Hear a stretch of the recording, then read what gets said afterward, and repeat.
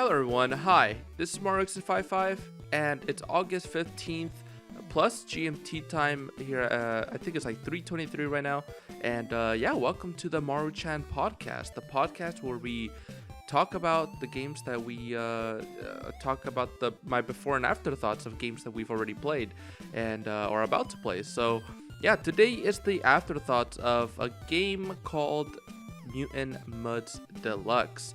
I've kind of talked about it a little bit during my past video, which you guys can see right here if you guys click on the link below or on the top. And yeah, so basically this is a platformer game. It's really cute, really nice looking game. It's very bright and vibrant. But yeah, so there's a lot of things I do gotta say, but I hope you guys are all doing well and just happy and great overall. Now, I do want to let you guys know that I did play this on my podcast, and if you guys want to get access to those podcasts later on, I will have a Patreon tier list ready for that, so you guys can, if you guys are interested in watching the podcast streams of the games that I do for the podcast, there they are, available if you would like to. Anyway. Yeah, let's go ahead and begin with this game because this was a kind of difficult game, not really. So like I said, it's a platformer. It's very simple. You jump, you shoot lemons like in every other platformer. And yeah, you can use a jetpack and float. And there are upgrades that you can get after you've gotten a certain amount of the crystals, right, in the game. And they're permanently yours. You don't buy upgrades. You just get the amount that's necessary, and you're allowed to use that upgrade. Now you can only use one upgrade at a time. There are three. One for a longer jetpack use, so it'll last longer. Another one for shooting, and it'll I don't even know not even sure what it does. I think it takes a little bit more extra damage, and maybe breaks some doors, but I don't even know. Maybe it does, maybe it doesn't. And the next one, it's hyper jump, so it'll shoot you really far up in the air. Yeah, that's all it really does. But actually, it is very useful. I used it, and you need to use it in the later stages, which I will talk about in a minute. But yeah, this game has around 40 levels in total. Yeah, around 40 levels in total, and you can get some extra little medals and stars while you're playing the normal level. So you do the normal door level. When you complete it, it shows it's accomplished. Then you have another one where you collect all the jewels, 100 jewels inside the stage, and then the last one, it's if you what was it?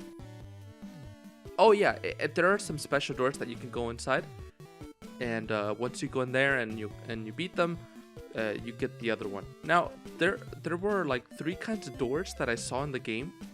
There were it's green ones, red ones, and beige ones.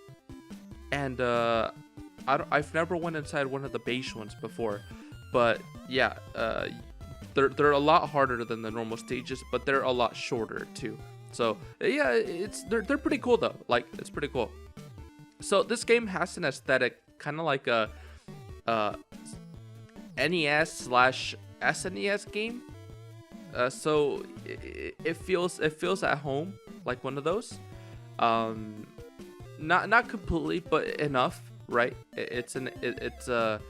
It's a pixelated game, kind of, if that makes any sense. But yeah, this game right here, the takeaway from this game is that you got layers, okay? Imagine you got a sandwich. You got the bottom layer, you got the middle layer, you probably got another inner middle layer, and you got the top layer, right, of the bread. So this is the same thing. You got a sandwich, but instead it's just flipped over, and you're playing on the sandwich. Now that's probably the worst analogy ever, the worst one ever. But just think of it kind of like you're in a play with little puppets.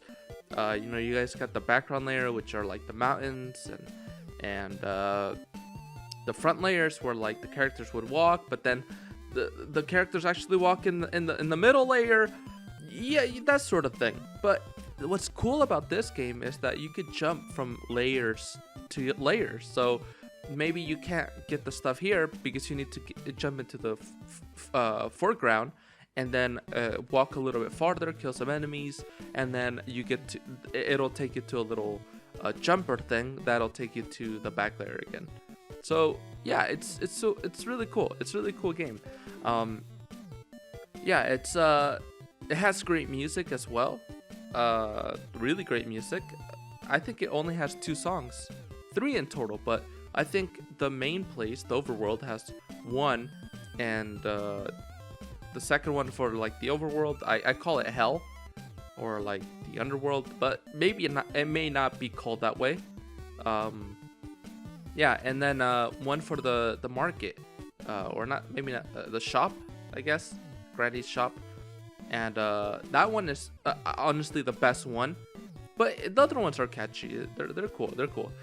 So anyway, yeah, I for the most part, I did accomplish everything. I got every single coin, or every little jewel star, which are when you collect 100 jewels. I did obviously beat every stage, so I got all of the water sprites. I guess that's how they're called. And I also got to every single door, and I also found these other little dudes that were wearing my clothes. So they also had a water gun. It was so funny. They were funny looking. They were like hitting inside a bubble. Anyway, yeah, that's what it was. So I did complete the game at 100%. How? I don't know, but I did complete most of it, or all of it. Sorry. I completed like most of it during the stream, and then off camera I just beat the rest. Yeah, it was fun though. It was fun. Yeah, and not only that, but in this game it gets hard, but not really. You just have to learn. The mechanics for that stage, and you have to learn how to get used to it, because sometimes you feel a little bit baffled because something does what you don't expect it to, and kind of like a Kaizo Mario, if you guys have ever heard of that. Basically that's like made up Mario levels that are unnecessarily hard, but they give enjoyment to players that like overly hard things. So that's kind of what it is here, but it's just not Mario. Now I do like that there's a difficulty curve, and you have to learn. Yeah, honestly, if I played this game and it wasn't that difficult, I would have been a little bit sad. But I played it a while. So yeah, I'm quite happy with how difficult the game is. Although maybe a little bit unfair in some areas, but that's not really important. There's also a dark world. There's also a dark world that you go to. So you beat the stages in the game, and then you go to the dark world. I don't know, maybe you could do it in whatever order you want, but you can do it. That's the cool thing. I guess that's what matters. But they're the exact same stages, except they're just in the overworld and underworld, which are cool. Honestly, I had no complaints about it. The underworld was technically harder, but it was easier for me. Now, that's not really a good way to explain. Some places were more difficult, right? Some places were a lot more difficult, but I feel generally the underworld was easier. It just had, I don't know, maybe I just was better at the game, the mechanics, I don't know, but it was supposed to be harder. At least that's what the game kind of is supposed to tell you, right? Yeah. It was fun though. It was fun. Anyways, yeah. So the enemies, I guess I'll talk about a little here. Some enemies that just kind of came out to me and just are in my mind. There's actually a lot of enemies in this game. I don't want to talk about all of them. there's a lot of enemies that push you to another layer. There's a lot of enemies that are inside a certain layer and then try to hit you when they fall. For example, the hammer, he's in the background, but then when he falls, he obviously goes to your layer and he hits you and you die. And those hammers are often placed in places where you have to like walk in between those hammers, but like there's a little bit of space, and they usually like to put ice in those, so you're kind of like you have to hold the running button enough, just enough, not too much, but just enough, not too little, just enough, or you'll get hit, which was, you know, it's still cool. I mean, I didn't like it, like I wasn't like wow, but it was still fun, relatively fun. There are these cloud guys that like blow air, and if you touch their air, it doesn't hurt you, but it pushes you to the foreground. And typically they would have like spikes in the foreground, like you would never go to the very front, which was very cool. Sometimes you needed that to like collect special gems or jewels that you needed, so you had to kind of like watch yourself. And one thing that I like is like when you're actually playing on your layer, the other layers become they become defocused, so you can still see them, but they're just like not, you know, they're not really focused, so you can focus on the plane that you're at. Anyways, I thought that was super cool. Now for enemies that I hated, that I didn't really like so much, I think it were the dudes with the shields. They like walk around and they try to cut you, and you gotta like wait for them to walk away and shoot them in the back. Now I figured out that you could actually jump over them and they won't hit you. Then you could just like turn around and shoot them in the back like that.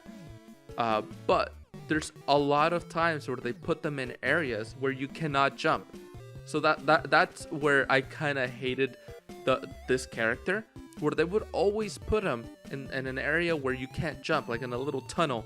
So you're stuck. If you look at him, or he's already walking towards you, you have to walk away.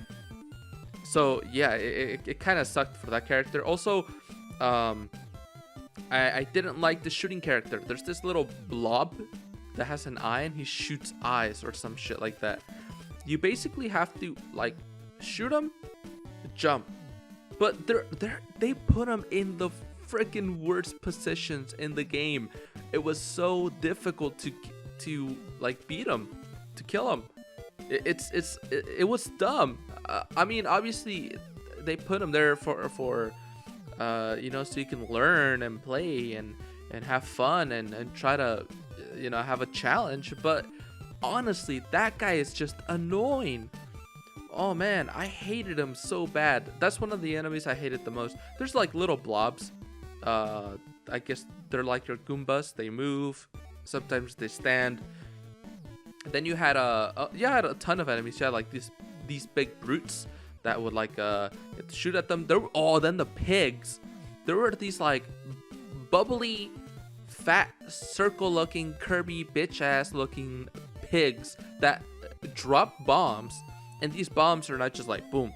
No, they drop like when they exploded, they had like these little skull faces, but it like extended really far. So if you don't jump the correct way, you're gonna get hit by it. Like it's for sure that you're gonna be getting hit by it. So yeah, that's like it was not the worst thing ever, but and mostly once you get the rocket rocket jump that sends you up, you know, vertically.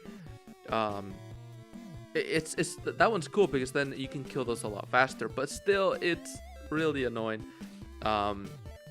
Yeah, so basically that's all really I have to say, until you get to the underworld levels. In the underworld levels, you kind of like I said, you need the rocket boost there, or at least that's how what I thought you needed.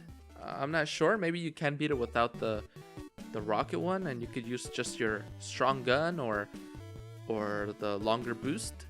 Not sure actually. Not sure.